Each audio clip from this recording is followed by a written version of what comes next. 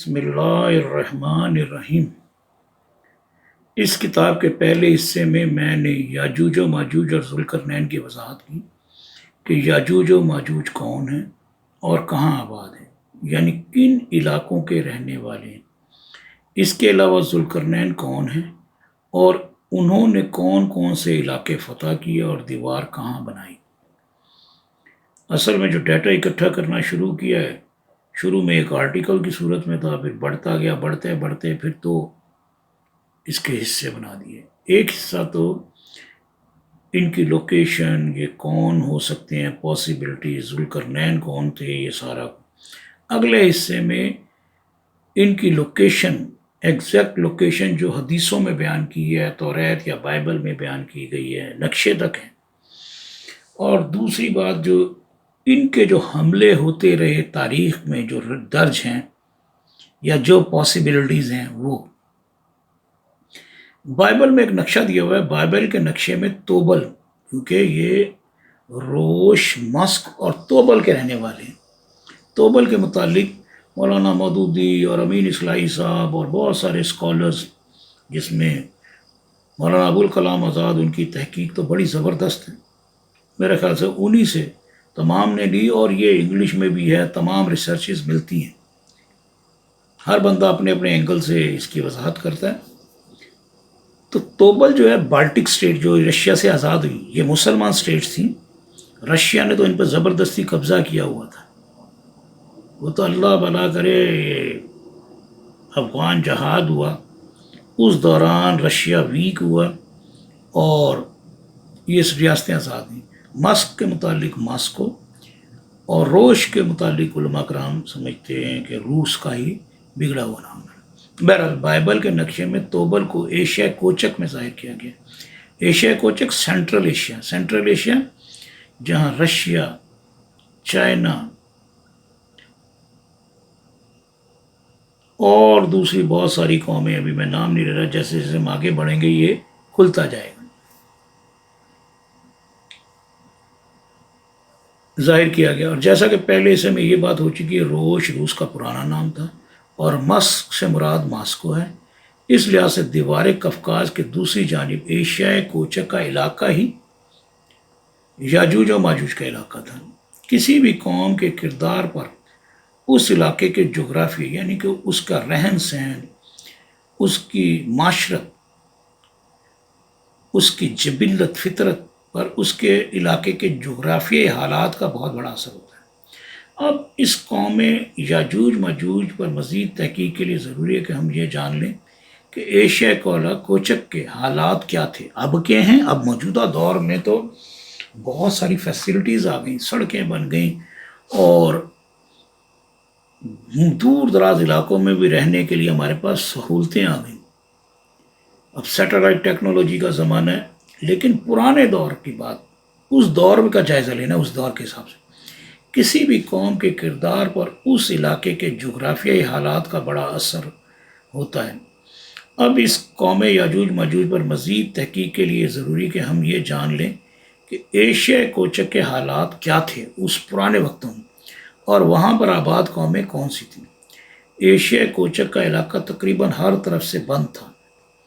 پرانے وقتوں میں اس کوہستانی، یعنی کہ پہاڑی حصار سے نکلنے کے دو ہی راستے تھے۔ ایک راستہ تو دیوار چین کی آبادیوں کی طرف نکلتا تھا، اور دوسرا مغرب میں وسط ایشیا کے صحراؤں کی طرف نکلتا تھا۔ چینیوں کو شمالی دروازے کی حفاظت کرنی پڑتی تھی، جہاں سے یہ خانہ بدوش حملہ آور ہوتے تھے اور خوب لوٹ مار کرتے تھے۔ اس دروازے کو بعد میں چینیوں نے دیوار چین سے بند کر دیا، جبکہ مغربی راستہ اس دشت کی جانب جاتا تھا جس پر بعد میں روس کی حکومت قائم ہوئی۔ روس پہلے سے موجود تھا، لیکن جو بڑی حکومت بنی، USSR جو بنا، وہ بہت بعد میں بنا۔ روس کی حکومت قائم ہوئی، اور جس سے ہو کے یورپ کی وادیوں کو راستہ جاتا تھا۔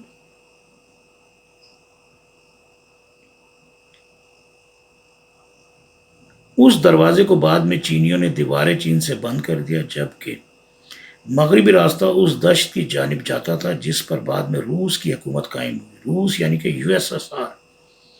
اور جس سے ہو کے یورپ کی وادیوں کو راستہ جاتا تھا۔ اس کے علاوہ ایک اور راستہ تھا جو بحر اخضر، کیسپین سی اور بحر اسود کے درمیان تھا۔ وہ قفقاز کا پہاڑی علاقہ تھا، جہاں سے گزر کر وہ ایران اور اس سے آگے متمدن دنیا تک پہنچتے تھے، لیکن اس راستے کو بھی دیوار قفقاز سے بند کر دیا گیا تھا۔ ان رکاوٹوں کے بعد اس علاقے کے وحشی قبائل ہر جانب سے، یعنی کہ دیوار قفقاز، دیوار چین اور پہاڑ، ان چیزوں نے ہر طرف سے بند کر کے رکھ دیا تھا۔ ان رکاوٹوں کے بعد اس علاقے کے وحشی قبائل ہر جانب سے اس علاقے میں بند ہو کر رہ گئے، بلکہ شاید ان کے وحشی پن کی وجہ بھی یہی تھی۔ ایک تو وہ اس علاقے میں قید تھے جس کے موسمی حالات انتہائی شدید تھے، اوپر سے ان کا مہذب قوموں سے کسی قسم کا رابطہ بھی نہیں تھا۔ ایسی صورت میں انہیں وحشی اور جنگلی ہی ہونا تھا نا۔ خیر، جیسے جیسے وقت گزرتا گیا انہی راستوں سے ہو کر خانہ بدوش سوار ہو کر نکلتے تھے اور متمدن دنیا پر حملہ آور ہوتے رہتے تھے۔ دیوار چین اور دیوار قفقاز کی تعمیر کی وجہ سے ایشیا اعلیٰ کے خانہ بدوش سوار کئی سو سال سے دنیا سے الگ تھلگ تھے، وحشی بن چکے تھے۔ اس کے برعکس ایشیا کا وہ علاقہ جس میں دیوار چین اور دیوار قفقاز کی روک نہیں تھی، وہاں کے رہنے والے لوگ مکانات بنا کر رہا کرتے تھے۔ اس کے علاوہ اس دور کے مطابق بہتر انداز میں سفر کیا کرتے تھے، یہاں تک کہ وہ لوگ بحری جہازوں میں بھی سفر کیا کرتے تھے، اور وہ لوگ مدرسوں میں بھی جایا کرتے تھے، یعنی کہ جو دیوار کی رکاوٹ کے دوسری طرف تھے، یا جو بے شک دیوار کے ایک طرف تھے لیکن جہاں ذرا زرخیز زمین تھی، جہاں کھیتی باڑی ہوتی تھی، جہاں آسانی سے خوراک مل جایا کرتی تھی۔ اس کے برعکس دشت ایشیا کے صحراؤں میں قید خانہ بدوش اس تہذیب و تمدن سے دور اور ناواقف تھے۔ متمدن دنیا کے لوگ بھی ان وحشی قبائل کے وجود سے ناواقف تھے۔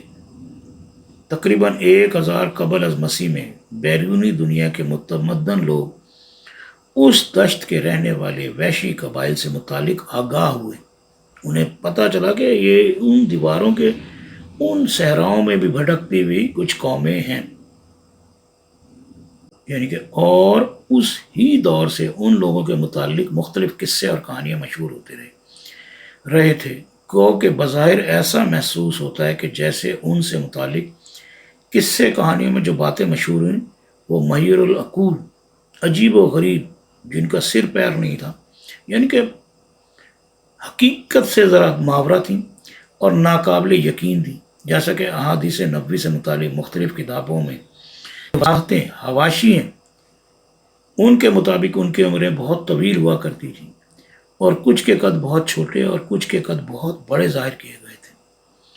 اور ان معاملات سے متعلق میں پہلے حصے میں لکھ آیا ہوں کہ وہ احادیث نبوی ضعیف حدیثیں ہیں جو علماء کرام نے بیان کی ہیں کہ یہ ضعیف احادیث ہیں، جن میں یاجوج و ماجوج کے قد اور عمروں کا ذکر درج ہے۔ ایک تو پرانے وقتوں میں واقعات کو تحریر نہیں کیا جاتا تھا، صرف چند اہم واقعات جن کا تعلق حکمران طبقہ سے ہوا کرتا تھا ان کا اندراج کر لیا جاتا تھا۔